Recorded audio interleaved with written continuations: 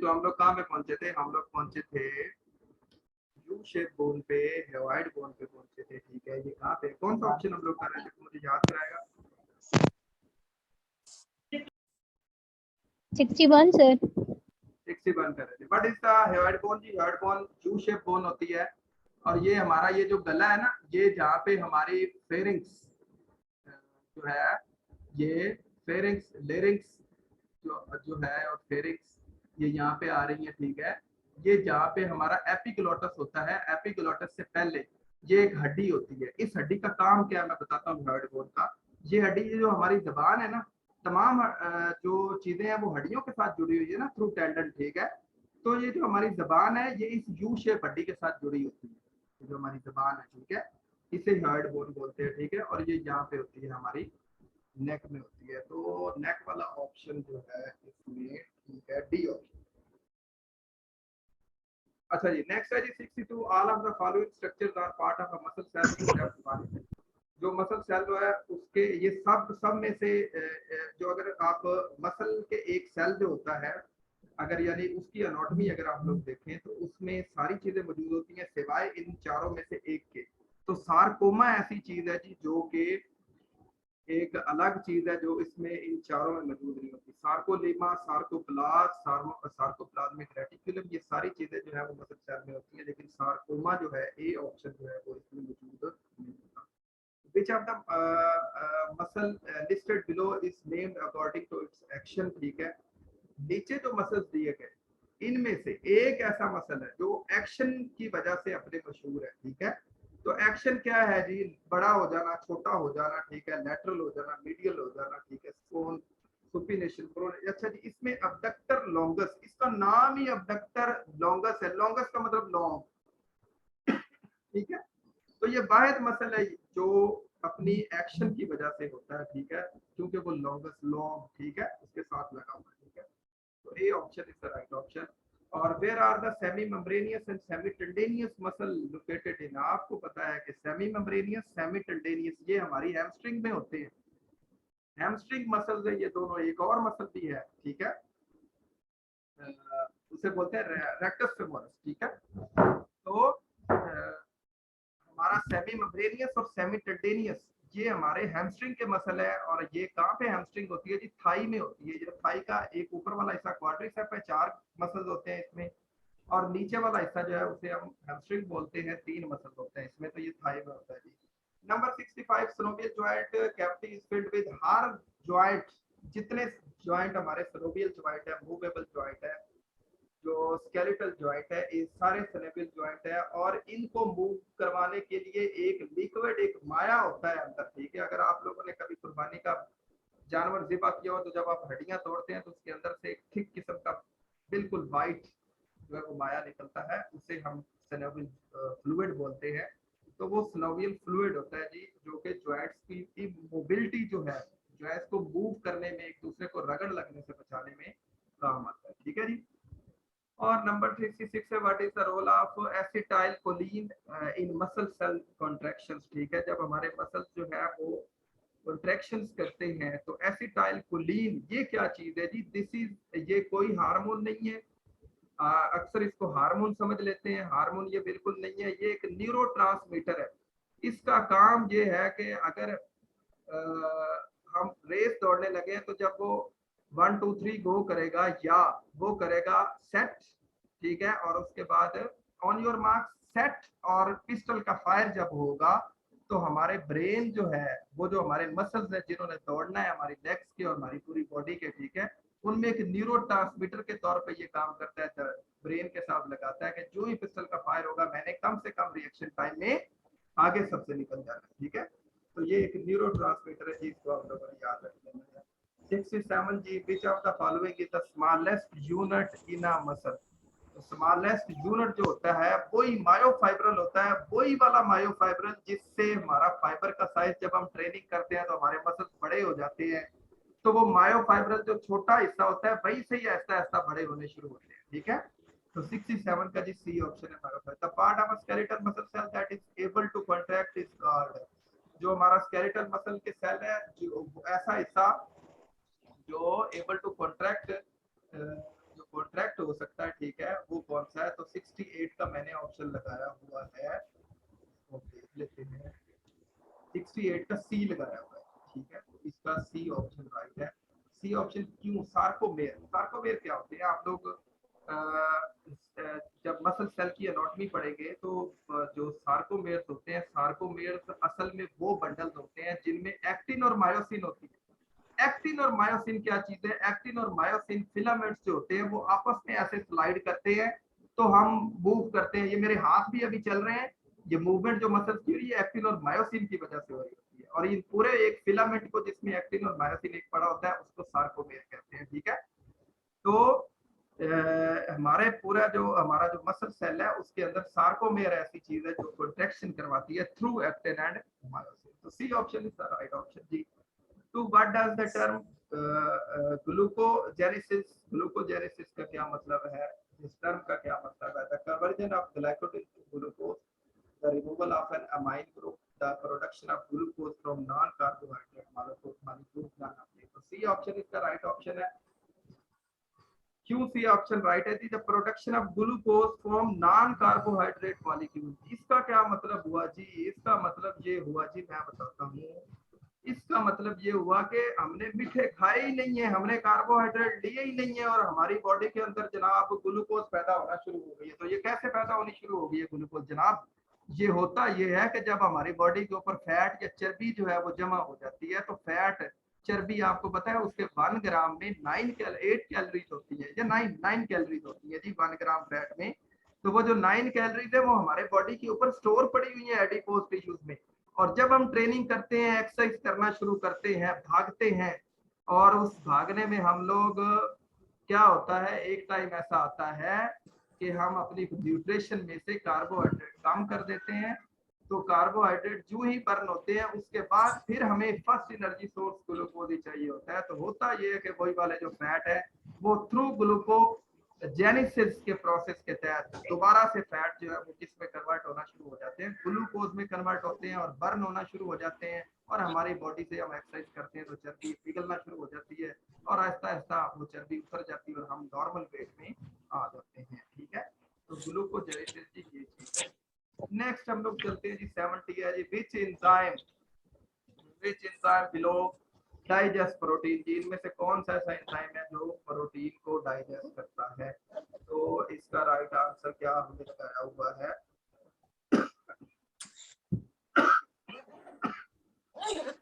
जी जी ना वो है ही नहीं, इसमें रेनिन और पेप्सिन होता है, ठीक है। तो इसका जो डी ऑप्शन है जी, नन ऑफ दी, तो इसमें तो है ही नहीं। रेनिन और पेप्सिन याद कर लें, दोनों को आप लोगों ने अभी पढ़ना है। इसमें से रेनिन कौन सा है, पेप्सिन कौन सा है, रेनिन का क्या काम है, पेप्सिन का क्या काम है, तो ये आप लोगों ने खुद याद करना है। ये मेरी असाइनमेंट है आप लोगों को अभी के लिए। What does bile do? Bile juice क्या करता है? बाइल जूस क्या करता है?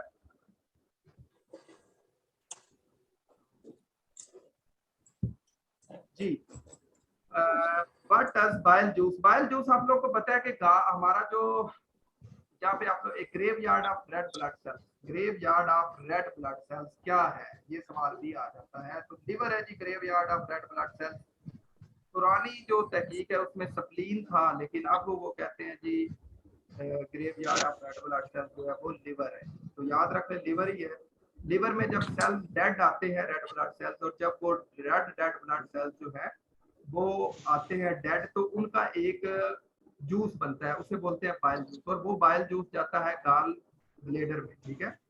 तो वहां से क्या होता है, वो उधर जाके स्टोर होता है, और फिर आहिस्ता आहिस्ता स्मॉल इंटेस्टाइन का जहाँ पे स्टार्ट है ड्यूडेनियम, ठीक है, उसमें कतरा कतरा वो नीचे गिरता रहता है जी, और हमारी जो खुराक है उसके साथ मिलता रहता है। और इसका काम क्या है? इसका काम है फैट्स या चर्बी को हमारे जिस्म का हिस्सा बनाना। उसमें से यानी फैट या जो चर्बी हम खुराक में से खा रहे हैं उसमें से 9 कैलोरीज निकाल के हमारे जिस्म को दे दे। ये जी इसका काम है बाइल जूस का, ठीक हो गया जी। तो राइट ऑप्शन है जी इसका बी, बाइल इमल्सिफाइड फैट। 72 है, which hormones are produce by the adrenal medulla. Adrenal medulla जो है वो कौन से हार्मोन प्रोड्यूस करता है, ठीक है। तो इसका वेरी सिंपल था, इतना इसका मेरे ख्याल में मसला नहीं था, ऑप्शन मौजूद नहीं है सर, तो हम लोग इसका क्या आंसर लगाएंगे? ठीक हो गया जी। एड्रीनल ग्लैंड जो है वो एड्रीनल मेडुला जो है वो दरअसल एड्रीनल ग्लैंड पैदा करता है, तो वो यहाँ पे ऑप्शन ही नहीं है, तो डी ऑप्शन में आप लोग जाएंगे, ठीक है। 73 है, which of the following organ are not endocrine organ, नीचे वालों में से कौन से ऐसा है जो एंडोक्राइन ऑर्गन नहीं है, तो रीनल जी। रीनल, रीनल क्या है जी? रीनल आप लोग को पता है कि रीनल ट्यूब्यूल्स होती हैं हमारी किडनीज के अंदर, ठीक है। तो ए इसका राइट ऑप्शन। एड्रीनल आपको पता है वो भी हार्मोन है, ग्लैंड है, ठीक है। थायराइड भी हार्मोन है, ठीक है। रीनल जो है वो इसका right. Which of the following controls endocrine system, हमारे पूरे एंडोक्राइन सिस्टम को कौन कंट्रोल करता है जी? तो कौन करता है जी? आई थिंक हाइपोथैलेमस करता है, और हाइपोथैलेमस ही करता है। 74 का क्या आंसर होगा जी? 74 का, ठीक हो गया। और नेक्स्ट हम लोग चलते हैं, which hormones are produced by the adrenal medulla, ठीक है। ये दोबारा दिया हुआ है, which hormones are produced by the adrenal medulla, glucocortic right है। अच्छा ये डबल हुआ है, ये एक सवाल ही डबल है, आपने मुझे बताया ही नहीं डबल क्वेश्चन, ठीक है। इसका भी डी है 75, एक नंबर और का इजाफा हो गया जी आप लोग के रिजल्ट में। 76 है, what is the pulse we feel in the interior lateral wrist in the anatomical position, the normal wrist pulse called, ये जो हमारी पल्स होती है जी, क्या मेरी आवाज नहीं आ रही? no? मेरी आवाज आ रही है सर। ठीक हो गया।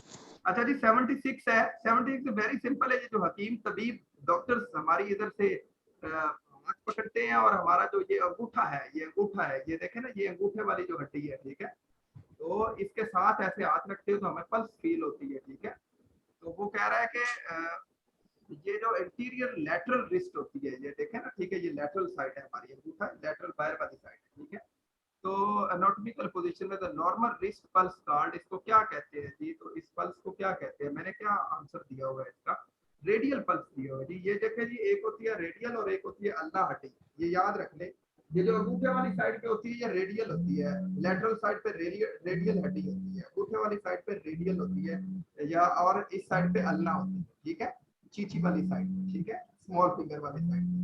तो रेडियल जो है वो वाली, इसको हम क्या बोलेंगे फिर? रेडियल पल्स, ठीक हो गया जी। तो A option is the right option. And the 77 it what does the term cardiac output refer, cardiac output का क्या मतलब है? इसका क्या मतलब है जी? वेरी सिंपल, कार्डिक आउटपुट का मतलब है the speed of blood flow through the aorta, the volume of the blood flowing through the aorta per minute, number of the heart beats per minute, या नन ऑफ दीस। तो इसका मैंने सही answer क्या दिया हुआ है जी? 77 का राइट आंसर मैंने बी दिया हुआ है, ठीक है। तो बी ही इसका राइट आंसर है, वेरी सिंपल है, द वॉल्यूम ऑफ ब्लड जी। सर जी यही दिया जी यही थी, ठीक है। The volume of blood flowing through the aorta per minute, एक मिनट के अंदर जितना ब्लड हमारी एओर्टा से गुजर रहा होता है। एओर्टा आपको पता है हार्ट के ऊपर जो है वो सबसे बड़ी जो है वो क्या होती है? आर्टरी होती है, ठीक है। तो उसमें से एक मिनट के अंदर जितना गुजर रहा होता है उसे ही हम लोग बोलते हैं कार्डिक आउटपुट, यानी हार्ट हमारा कितना आउटपुट दे रहा है, एक मिनट में कितना ब्लड बाहर फेंक रहा है, समझ आ रही है? पूरी बॉडी की तरफ। Number 78. Given that a heart pumps out 70 milliliter of blood with each stroke and beats 70 times per minute, what is the cardiac output? तो बड़ा आसान फार्मूला है जी कार्डिक आउटपुट का, याद रख ले। कार्डिक आउटपुट का फार्मूला बड़ा सिंपल है। 70 को वैसे तो उसने 70 से तरफ दी हुई है, इसका मतलब ये हुआ कि हार्ट पंप्स आउट 70 मिलीलीटर, ठीक है। यानी जितना हार्ट पंप करता है ब्लड, ठीक है, और जितना उसका स्ट्रोक है, इन दोनों को आप लोगों ने आपस में देनी है ज़रब, और आप लोगों का क्या आ जाएगा? जवाब आ जाएगा, ठीक है। तो ये क्या जवाब आया जी? 50 मिलीलीटर पर मिनट, समझ आ रही है? तो इसका मतलब ये है कि 50 मिलीलीटर पर मिनट जो है। What happens when carbon dioxide level in the blood increases, हमारा जब कार्बन डाइऑक्साइड हमारे, ये बड़ा अहम सवाल था, ठीक है। What happens when carbon dioxide level in the body increases, जब हम सांस नहीं लेते, फर्ज करें अभी आप सांस बंद कर ले, मैं कहूं 5 मिनट के लिए सांस बंद कर ले, तो मेरे ख्याल में हम सब में से कोई भी 5 मिनट के लिए सांस बंद नहीं कर सकेगा। क्यों? क्योंकि अंदर जो कार्बन डाइऑक्साइड पैदा हो रही है एनर्जी वाले रिएक्शन के जरिए वो कार्बन डाइऑक्साइड हमारी बॉडी, हमारा ब्लड उसको एक्सेप्ट नहीं करता, वो सारी की सारी बाहर हमने निकालनी होती है, एक्सहेल करनी होती है। तो वो अगर अंदर ही रहेगी तो हमारे साथ क्या होगा, ये असल सवाल है 79 का। ठीक है, तो 79 का जो राइट आंसर मैंने दिया हुआ है वो असल में बी दिया हुआ है। ठीक है, तो बी क्या है जी, बी है जी the blood becomes more alkaline.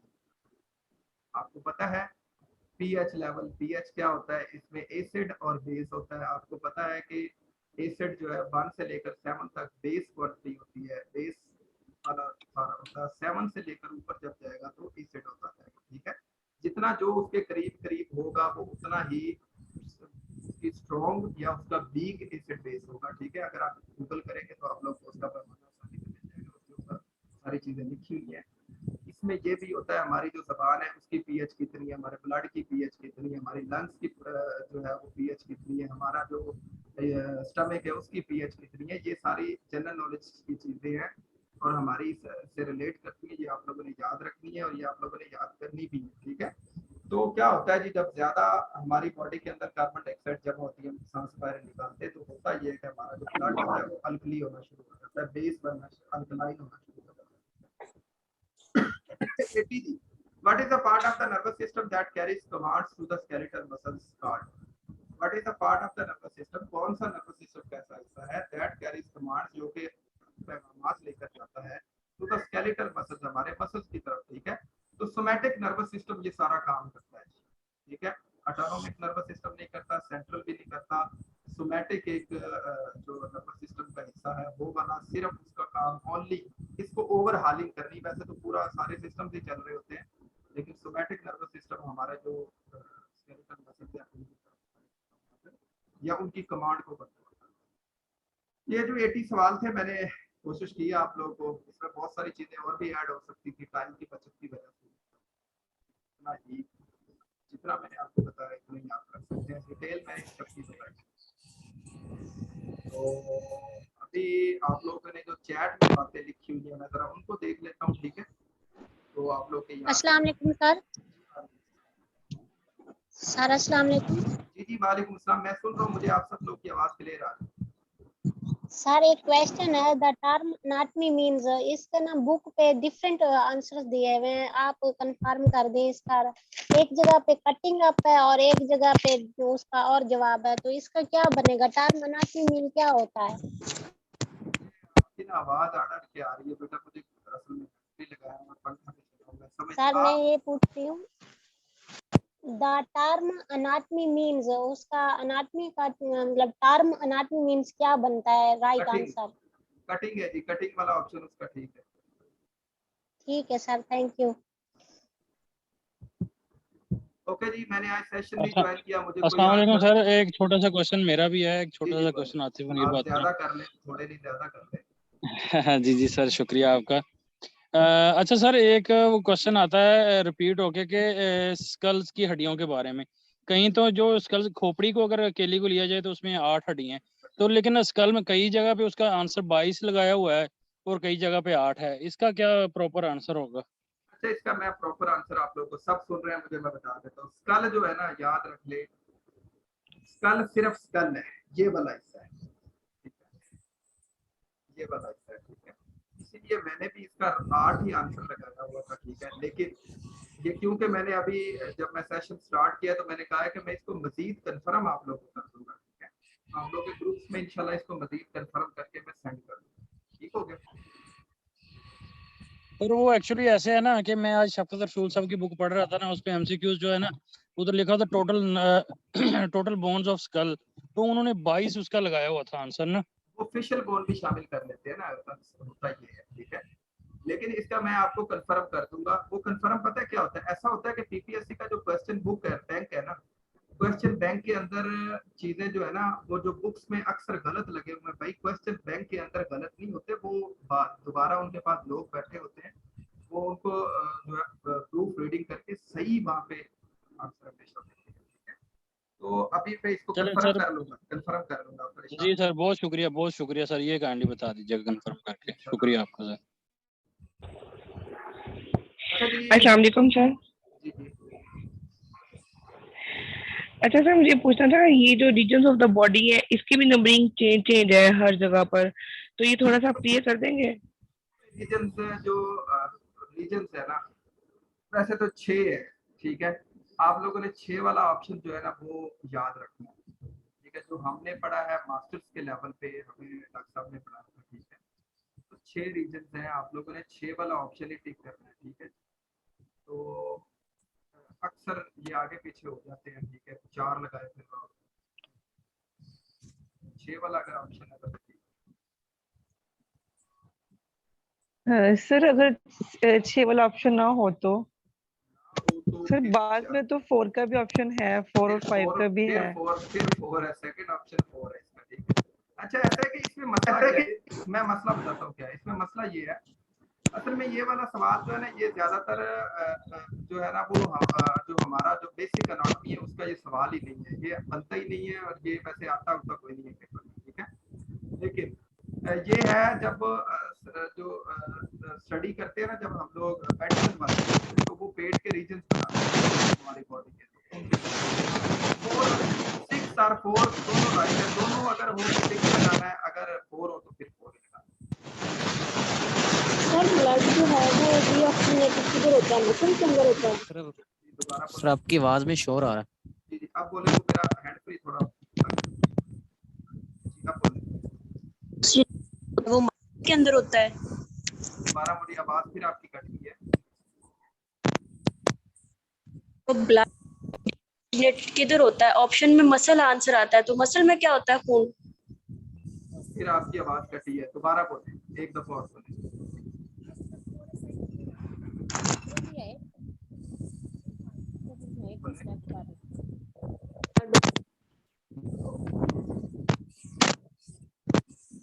जी बोले। ऑक्सीजनेटेड ब्लड और मसल्स होता है। नहीं जी, मसल्स में नहीं होता ऑक्सीजनेटेड, डीऑक्सीजनेटेड ब्लड। अच्छा, डीऑक्सीजनेट होना किधर होता है ब्लड, सर? अच्छा ब्लड का डीऑक्सीजनेट होना, जी सर। जी बिल्कुल। ब्लड मसल्स में डीऑक्सीजनेट होता है, क्योंकि मसल्स कंज्यूम करते हैं एनर्जी के जरिए, ठीक है, ऑक्सीजन को, तो वो वहां पे डीऑक्सीजनेट होता है। बिल्कुल आप सही कह रहे हैं।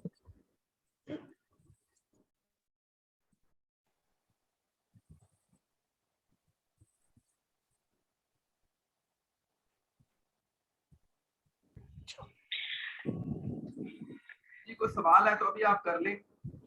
मैं आप लोग को जी ये सर। कहूंगा, मैं आप लोगों को ये कहूंगा कि टाइम, जो लोग कह रहे हैं टाइम बहुत कम है, भाई कम टाइम नहीं है, टाइम बहुत है। इस टाइम को आप कीमती बनाएं, समझ आ रही है? आप थोड़ा सा टाइम ज्यादा दें स्टडी को, ठीक है। जो टेस्ट सेशन है वो 12 मई के बाद इंशाल्लाह मैं डेली बेसिस पे लूंगा, ताकि आप लोगों को हमारे टेस्ट आपके पेपर से 5-7 दिन पहले खत्म हो जाए, ठीक है। और डिस्कशन हम ऐसा करेंगे कि पेपर का जो टाइम है वो मैं चेंज कर दूंगा, और डिस्कशन हम लोग डेली बेसिस पे ही कर लिया करेंगे आफ्टर टेस्ट, ठीक है। टेस्ट के फौरी बाद हम डिस्कशन थोड़ी सी कर लिया करेंगे थ्रू जूम ऐप, ठीक है। तो इस तरह डेली बेसिस पे हमारा सेशन टेस्ट भी चलेगा और डिस्कशन भी चलेगी, ठीक है। तो इसको इस तरह मैं प्लान अभी कर लेता हूँ, आप लोगों के ग्रुप्स में आ जाएगा। टाइम बहुत है आप लोगों के पास बेटा, मैं आप लोग को बता रहा हूँ, बिल्कुल स्ट्रेस ना लें, एंग्जाइटी ना लें। आप लोग सिर्फ अपने टाइम को मैनेज करें। और जिन लोगों को अक्सर लगता ये होता है कि सारा कुछ पढ़ने के बाद भी वो कहते हैं जी सानू तो लगता कुछ भी नहीं पढ़िया, तो ये एक हमारे दिमाग की इफ्तरा होती है। एवं ही हमारा दिमाग ना नेगेटिविटी की तरफ चला जाता होता है, ठीक है। ऐसा कुछ नहीं होता। आप लोग तैयारी करें, और इंशाल्लाह आप लोग की तैयारी जो है उसका असर इंशाल्लाह आप लोग के पेपर में जरूर होगा। अच्छा जी, बुक कौन सी लेनी है जी? बुक मैं बता चुका, ये नए लोग हैं जो, मैंने नवाज भट्टी की बुक कही हुई है, ठीक है। एक नवाज भट्टी एक राइटर है, उसकी बुक मैंने कही हुई है, आप वो ले लें, उससे तैयारी करें। और या डॉक्टर जफर इकबाल भट्ट साहब की बुक है, लेकिन मैं ये रिकमेंड करता हूँ कि नवाज भट्टी की बुक से आप तैयारी करें। अगर सिर्फ आप उसी बुक को कॉन्सेप्ट वाइज तैयार अच्छी तरह कर लेते हैं, आपका टेस्ट नहीं रहेगा, मैं गारंटी देता हूँ। तो जिन लोगों ने हमारे साथ पिछले 3-4 महीने से धक्के खाए हैं, इंशाल्लाह वो भी कामयाब होंगे, अगर हम सॉलिड तरीके से चीजों को अंडरस्टैंड किया। सर अस्सलाम वालेकुम नो सर। नो सर जो नवाज भट्टी साहब, उनकी बुक में एनाटॉमी बहुत टफ है सर। बेटा को आप देखे ना, ये टफ वाला लफ्ज जो है ना, वो मैंने जिंदगी में नहीं कभी अस्सलाम देखा। वालेकुम टफ सर। कुछ नहीं होता, ठीक है। असल मसला ये होता है कि हमारा जो बुनियाद होती है, फाउंडेशन होती है, वो वीक होती है, जिस वजह से हमें वो चीजें जो है वो टफ लगती हैं। सर मैं ना उसमें से सॉरी जो सॉरी सॉरी टू अनोटमी से की समझ नहीं आती। मैं सर अच्छा, इधर इंटरप्ट करूंगा एक दफा। जी जी सर ये जो मिस बात कर रही हैं ये वाकई सही बात है। देखें आपने भी जो रात को क्वेश्चन जो पेपर बनाया है तो वो भी सीधे सीधे थे, वो इस तरह के कोई नहीं था उसमें मुश्किल चीजें। नहीं, मैंने तो डाली हाँ नहीं ये मुश्किल सर चीज, अभी तो सर मैंने आपके मुश्किल चीजें सर यकीन आपके करें, रात क्वेश्चन वाला की पेपर समझ आ बिल्कुल रही थी। आसान डाल रहे हैं। लेकिन सर ये जो आपके पेपर ये की ना नवाज भट्टी साहब की जो बुक है ना सर, ये वाकई बहुत उन्होंने अजीब तरीके से लिखी हुई है, कुछ समझ नहीं आती है चीज की। मैं इसमें मैं अस्सलाम बता वालेकुम चुका हूँ, सर। पहले मेरे जो स्टूडेंट साहब हैं उनको मैं बता चुका हूँ। वालेकुम सलाम बेटा, अभी जवाब देता हूँ। बता चुका हूँ कि जो चीजें डीप, बहुत सर ज्यादा मैं डीप गई हैं, उनको ना जी सर। पढ़े आप, कोई मसला नहीं है, आगे गुजर जाए। ओके सर ठीक है। जी बोले बेटा, एक सवाल आप कर रहे थे तो बच्चा। जी जी सर, मैं ना ये पूछना चाह रही थी कि जो हमने तैयारी की है मतलब थारोली, हाँ। तो उसको रिवाइज करें या एमसीक्यूज पे फोकस करें? अच्छा अच्छा, जो हमें 3-4 महीने पहले मिले थे ना, उसमें हमें चाहिए था कि हम डिटेल सारा अपनी पढ़ते। अब मैं ये रिकमेंड करूंगा कि आप लोग जो है ना, तीन चीजें आप लोगों के पास होनी चाहिए। एक, आप लोगों के पास बुक होनी चाहिए। वो मैं अगर नवाज भट्टी कह रहा हूँ तो जाहिर बात है कोई ना कोई बात तो होगी, इसलिए मैं कह रहा हूँ, ठीक है। और दूसरी चीज आपके पास होनी चाहिए, एक अदद आपके पास ऐसा मोबाइल या लैपटॉप जिसमें नेट चल रहा हो। तीसरी चीज आपके पास होनी चाहिए, एक बुक या रजिस्टर और एक पेंसिल, ठीक है। ये 3 चीजें आपके पास होनी चाहिए इन दिनों, तो आपका मसला हल हो जाएगा। बाकी चीजों से अगर आप थोड़ा सा, अगर आपके पास कम टाइम, ठीक है, अगर आप ज्यादा टाइम दे सकते हैं तो अपने सिलेबस सारे को दोबारा पढ़ें, उसको रिवाइज करें, वो तो बहुत अच्छा है। जी जी सर। जी सर शुक्रिया। जी, ये मैडम एक उन्होंने हैंड रेस किया हुआ है, बोले जी सर। सर मैं ये कहना चाह रही थी कि एनाटॉमी काफी एक्सपेंड हुआ सब्जेक्ट है, तो इसमें आपको तो माशाल्लाह काफी एक्सपीरियंस है, तो आप उसमें से कुछ खास स्ट्रक्चर्स बता सकते हैं जिनको हम बार बार देखें और हमारे जो पेपर में क्वेश्चन है उसमें हमारी गलतियां कम हो जाए, जी मतलब मैं वो बता देता हूँ, important parts. Endocrine system, muscular system और नर्वस सिस्टम, ये 3 सिस्टम आप लोगों को हर सूरत फिंगरप्रिंट पे आने चाहिए। एंडोक्राइन सिस्टम, मस्कुलर सिस्टम और नर्वस सिस्टम, ये 3 सिस्टम आप लोगों को हर सूरत आने चाहिए। न्यूट्रिशन में डाइजेस्टिव सिस्टम कवर हो जाता है और रेस्पिरेटरी सिस्टम भी कवर हो जाता है, वो उधर चला जाता है। लेकिन आपको एनाटॉमी में ये 3 सिस्टम तो हर सूरत आने चाहिए, और कुछ आए ना आए। स्केलेटल सिस्टम जो हमारा बोन्स वाला है, उसमें तो इतने डीप सवाल नहीं आते वैसे, तो उसको जितना आप लोगों ने पढ़ा है ना।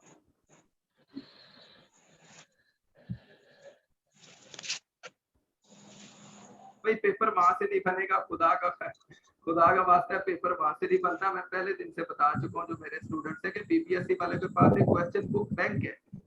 क्वेश्चन बैंक में हजारों की तादाद में सवाल पड़े हैं, वो वहां से छांटी करके दे देते हैं। हो सकता है हमारे वाले आ जाए, ठीक है, लेकिन वो जो हमारा सिलेबस है उससे बाहर से तो कभी भी पेपर नहीं आएगा ना। जब हमने सिलेबस ही सारा पढ़ लिया कॉन्सेप्ट वाइज, तो जहां से भी सवाल आ जाए हमने हल करके पढ़े पास। सर जी अल्लाह करे ऐसे ही हो, हम हल करके परे मारे उसको। तो कोई बात ऐसा हो जाए तो क्या बात। अच्छा जी, वो मैंने इसलिए बोला कि उसमें कोई बात है। कोई बात इसलिए है कि उसमें ने कोई चीज छोड़ी नहीं है। जो नवाज भट्टी की बुक है ना, उसने कोई चीज छोड़ी नहीं है। उसने हर चीज ही, पूरा सिलेबस ही अंदर घुसाया हुआ है, किसी न किसी तरह से करके उसको डीपली भी घुसाया हुआ है और सुपरफिशियल भी लेकिन घुसाया है। इसलिए लेकिन सर जी एमसीक्यू से पहले जितना थारोली काम हो जाए फिर ही जाके एमसीक्यूज हाँ आते हैं, जी, अदरवाइज रट्टा तो लगता नहीं। अदरवाइज तो रट्टा है, और रट्टा रट्टा। इतना काम नहीं करता क्योंकि हमारा सब्जेक्ट है प्रैक्टिकल सब्जेक्ट, और इसमें हाँ रट्टा जी। बहुत मुश्किल जरा है। ये होता है कि थारोली हमने पढ़ा हो तो कुछ ना कुछ आइडिया होता है कि ये दो तो है ही नहीं, और ये दो में बंदा फंस जाता है कि जी दो बिल्कुल हो सकते हैं। बिल्कुल, 2 में क्यों जी, 17 स्केल का आप पेपर दे रहे हैं, गस्टेड पोस्ट है। उसमें याद रख ले कि आपका जो डिफिकल्टी लेवल है ना आइटम्स का, यानी एमसीक्यूज का, वो लेवल, जारी बात है उनकी सिमिलरिटी बहुत ज्यादा हो। 2 में तो वो फंसेंगे ही फंसेंगे, दोनों लगेंगे कि दोनों ही चाहिए, 2 आपके इररिलेवेंट हो सकते हैं। जी सर। चले जी, आज का चले सेशन सर, इतना ही। हमारे ये लिए मैं आप लोग दुआएं के करें साथ खास। इंशाल्लाह दुआएं भी हैं आप लोग के साथ, और पेपर तक और पेपर के बाद तक आप लोग के साथ रहेंगे इंशाल्लाह। ऐसे नहीं छोड़ेंगे, हमने हलाल करके खानी है इंशाल्लाह। तो सर वैसे इंशाल्लाह अचानक से धमाका नहीं किया उन्होंने 29 को डेट दे के? कोई बात नहीं है, होता रहता है। मुझे इस चीज का अंदाजा था, इसीलिए मैं ज्यादा नहीं डेट लंबी दे रहा था। मुझे अंदाजा था कि सीबीएसई वाले इस तरह कर देंगे, तो परेशान ना हो, अल्लाह खैर करेगा। टाइम है आप लोगों के पास, अपनी तैयारी को पाइपलाइन करें, अल्लाह ताला खैर करेगा इंशाल्लाह। अपना ख्याल रखिएगा, अपने करीब रहने वाले लोगों का भी ख्याल रखिएगा, ठीक है। दुआ में याद रखिएगा, तैयारी करते रहिए, आगे बढ़ते रहे, अस्सलाम वालेकुम सर। जी बात सर सर एक मिनट प्लीज।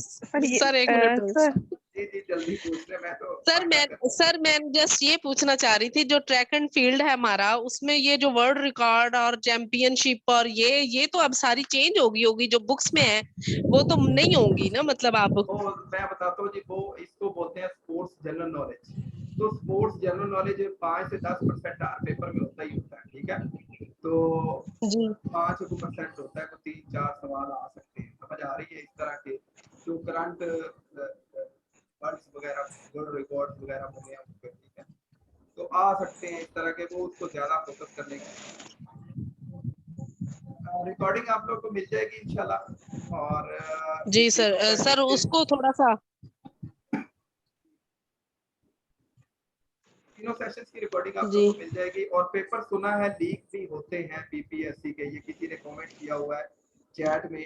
तो भाई एक बात मैं शुरू से बता रहा हूँ, ये बच्चों ने शुरू से मुझसे सवाल किया था। मैंने अल्हम्दुलिल्लाह आज तक कोई ना इस तरह का काम खुद किया है और ना मेरी आंखों के सामने हुआ है। तो मैं नहीं कहूंगा कि पेपर लीक होते हैं, क्योंकि मेरी आंखों ने और मेरे कानों ने इस चीज को नहीं देखा, और मैं ऐसी बात को कभी भी नहीं करूंगा, ठीक है।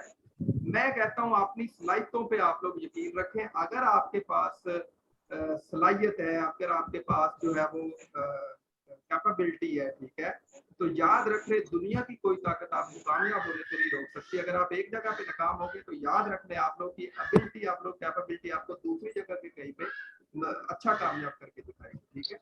ये सारी उन लोगों की बातें होती हैं जो नाकाम होते हैं, ठीक है। बहुत सारी बातें 2 नंबरी भी वही लोग करते हैं जो नाकाम होते हैं, कमजोर होते हैं, सही पढ़ते हैं, ठीक है। वही 2 नंबरी करते हैं। जो बंदा पढ़ने वाला है, जो अपनी सलाहियतों पे जिसको यकीन है, वो हमेशा आगे निकल जाता है, ठीक है। परेशान बिल्कुल ना हो। पेपर जो है वो इस तरह की चीजें पाकिस्तान में हो जाती हैं, लेकिन ये बात मैं बता दूं कि ये 5-6% केसेस ऐसे होते हैं। सारे टोटल ओवरऑल अगर आप कह दें कि सारे ही ऐसे होते हैं, तो बिल्कुल भी ऐसा नहीं है। इंतहाई गरीब हम मतलब तबके के लोग निकले आगे, ठीक है। मेरे क्लास फेलो कुछ ऐसे हैं जो आगे निकले, जिनकी मैं कहता हूँ दुनिया में कोई सिफारिश ही नहीं, तो सिर्फ अपनी सलाहियतों पे बस, ठीक है। तो इसीलिए आप लोग बिल्कुल इन चीजों में नहीं पढ़ना, दिमाग को नेगेटिविटी की तरफ नहीं लेके जाना, पॉजिटिविटी की तरफ। बंद कर दो एसी नहीं लाने मोहम्मद जी ठीक है, अपना ख्याल रखिएगा और दुआ में याद रखिएगा। और इंशाल्लाह कल आप लोग का एक और टेस्ट है, उसकी भरपूर तैयारी करें और मजीद इंशाल्लाह चीजें और मजीद कुछ हुआ तो मैं जी सर। अल्लाह ग्रुप में हाफिज। बता दूंगा। अल्लाह हाफिज़ सर।